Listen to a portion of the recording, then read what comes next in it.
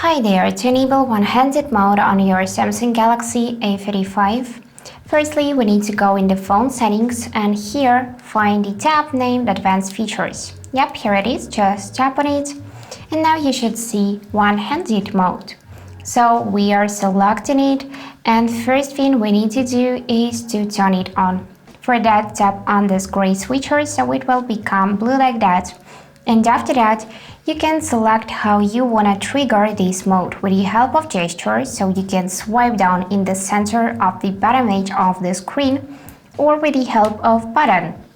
So you can double tap the home button. I prefer home button, so let's select this option and now let's try this out. So I'm just returning back to the home screen. And now we need to simply double tap this middle home button to enable one-handed mode. Let's try this out. 1, 2, and yep, one-handed mode enables. Here we can drag those arrows to resize it, so we can make it smaller or we can make it bigger. We can hold this line and move it anywhere across the screen. Let's try this out one more time.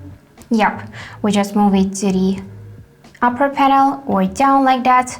And if you want to move it to the left side, you just need to tap the arrow and it moves to the left side.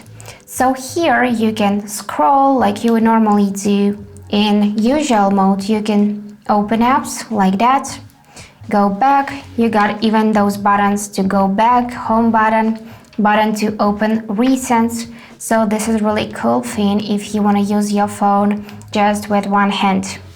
And to exit it, you will need to simply tap on any free space on the screen, and that's it. So that's it for today.